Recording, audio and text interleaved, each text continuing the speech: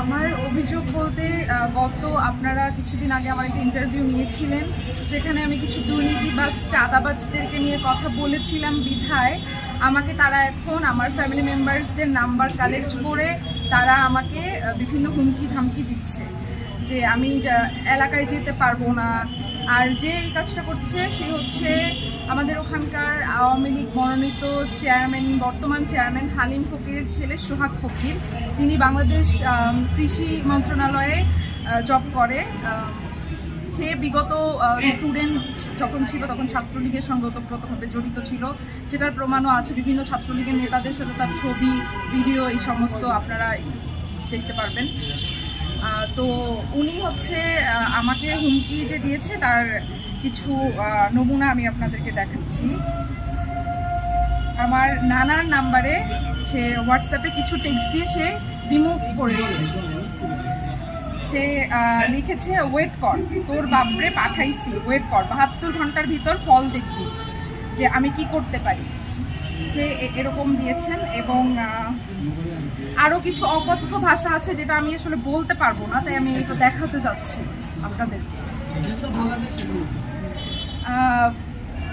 যেরকম সে লিখেছে, মানে উস্কানিমূলক কথাবার্তা, যে আমার নানাকে উদ্দেশ্য করে লিখেছে যে কাকা আপনার আর কোনো মেয়ে আছে নাকি, এত সম্পদ আমার কাছে বিয়ে দিবেন নাকি, তাহলেই তো সব সমাধান হয়ে যায়। এরকম অকথ্য 2 নাম্বারি কথাবার্তা, যেগুলো উস্কানিমূলক কথাবার্তা, এগুলো তারা বলছে। এবং আমি আসলে আমার সমস্যার কোনো সমাধান আমি পাইনি। তো আমি আসলে, যেহেতু আমরা জানি যে আমাদের হচ্ছে ম্যাজিস্ট্রেসির যে দায়িত্বটা সেনাবাহিনীর হাতে অর্পণ করা হয়েছে, সেই ক্ষেত্রে আমি সেনাবাহিনীর যারা আছেন কর্মকর্তা তাদের দৃষ্টি আকর্ষণ করে আমি বলতে চাই যে কিছু ছাত্রলীগের দোসর তারা এখনো তাদের অস্তিত্ব প্রমাণ করার জন্য এইভাবে বিভিন্ন হুমকি ধামকি আমাদেরকে দিয়ে যাচ্ছে, এবং আমরা শান্তিতে ঘুমাতে পারছি না, বাসায় নিরাপদ ফিল করছি না আমরা। তো আমি আসলে, আমাকে 72 ঘন্টার আলটিমেটাম দেওয়া হয়েছে।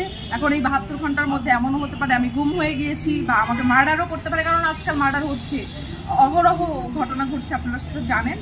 তো আমি চাই যে এই বিষয়টা ম্যাজিস্ট্রেসির যে দায়িত্বে যারা আছেন তারা যেন বিষয়টা খতিয়ে দেখেন, এবং এই সমস্ত চোর দুর্নীতিবাজ যারা জনগণের টাকা আত্মসাৎ করেছে এই সমস্ত লোকের ব্যাপারে যাতে দ্রুত পদক্ষেপ নেওয়া হয়। কারণ আমি বাংলাদেশ দুর্নীতি দমন কমিশনের দৃষ্টি আকর্ষণ করেও বলতে চাই যে তারা যেন এই সোহাগ ফকিরের মতো জনগণের টাকা আত্মসাৎকারী এবং এই সমস্ত চাঁদাবাজ সন্ত্রাস, এই যারা হুমকি ধামকি আমাকে দিচ্ছে, এই সোহাগ ফকির সহ এর আরও কিছু লোকজন, এদেরকে দ্রুত আইনের আওতায় আনা হোক এবং এদেরকে শাস্তির বিধান করা হোক।